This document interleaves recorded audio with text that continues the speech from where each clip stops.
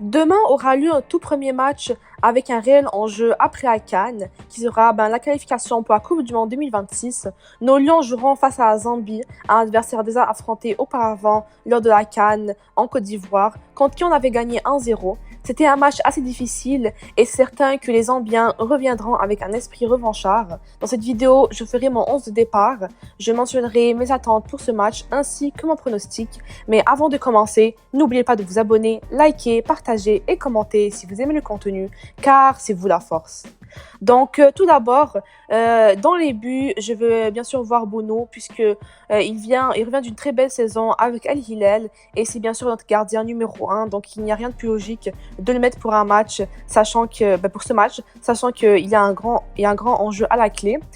Comme latéral droit, je mets bien sûr Hakimi, qui malgré avoir eu une après-CAN assez compliquée, à la fois avec son club, mais aussi avec la sélection lors du dernier rassemblement, je pense que c'est un pilier de l'équipe, et en retrouvant son sang-froid d'avant et sa mentalité de leader, il pourra faire un très grand bien sur le terrain à l'équipe avec sa complémentarité avec Ziyech et Ounahi. Comme paire de défenseurs centraux, sachant que Edred sera apte à jouer normalement demain, je le mettrai sans hésitation puisqu'il ne déçoit jamais avec la sélection et il est toujours là au bon moment. À côté de lui, normalement, j'aurais mis Chadi Riyad puisque je pense justement que ça aurait été le match parfait pour le faire jouer en tant que titulaire, sachant qu'il faut le préparer un maximum puisque Chadi Riyad et Agred, c'est notre paire de défenseurs centraux pour le futur.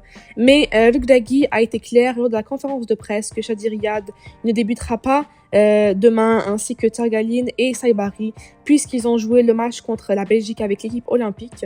Cela veut alors dire que notre charnière de défense demain, notre charnière centrale sera fort probablement Agred et Seyss, et je fais complètement confiance à Seyss qui fera plus que le taf demain. Donc, comme latéral gauche, on n'a pas grand choix de mettre Atiyatullah, sachant que Mazraoui ne sera finalement pas là lors de ce rassemblement.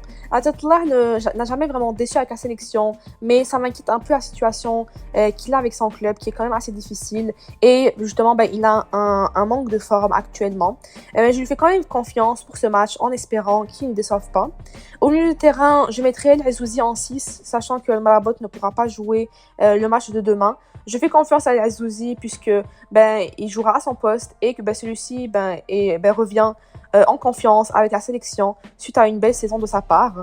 Il sait très bien que lors du match de demain, c'est à ce moment-là qu'il devra nous montrer ce qu'il vaut pour qu'il gagne justement sa place auprès de la sélection.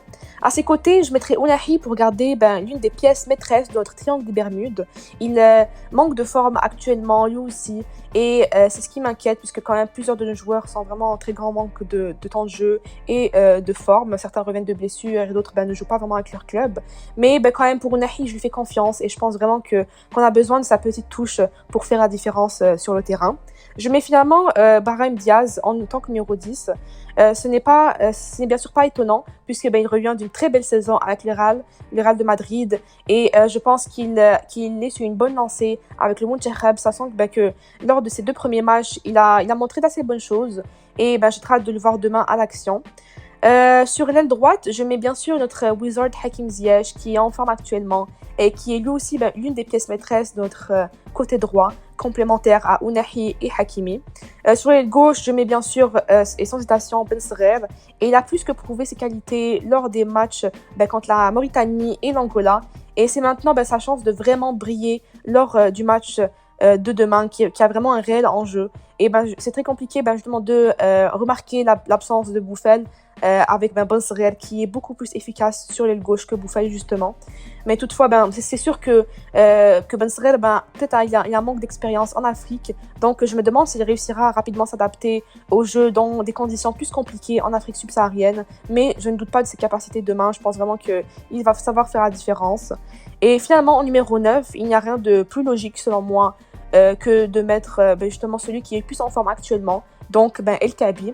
On sait très bien que même avec ça, on n'est pas sûr s'il réussira à être efficace demain et justement à ne pas rater des occasions de but flagrantes, mais il faut quand même tenter de le mettre en tant que numéro 9 puisque celui-ci est en confiance. Rahimi est aussi en forme, mais je vois plus El Kaabi débuter le match de demain, et pourquoi pas voir Rahimi rentrer en cours de jeu. Donc maintenant pour mes attentes pour le match de demain, Je m'attends pas forcément à voir un jeu splendide, mais je ne veux pas voir un match comme celui face à la Mauritanie, où on avait une possession vraiment stérile du ballon et on ne faisait vraiment rien avec. Je veux voir les joueurs bien se trouver sur le terrain et être complémentaires l'un à l'autre, sachant que Regragui a maintenant eu 2 rassemblements pour préparer le groupe.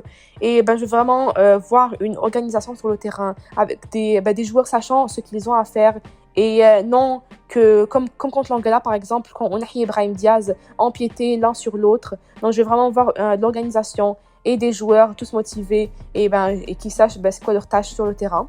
Je veux aussi voir un maximum de tirs de loin, sachant que nos joueurs la majorité d'entre eux ont de très beaux tirs, une très belle qualité de frappe. Et ils peuvent vraiment faire basculer un match en notre faveur à tout moment avec une frappe venue de nulle part. Bien sûr, je m'attends aussi à avoir de l'efficacité sur le terrain ainsi que de l'intensité. Chacun doit donner de son maximum pour rapporter les 3 points et surtout, chacun doit jouer de manière collective sans trop tarder avec le ballon bien sûr et sans vouloir tout faire tout seul et au point d'en faire trop.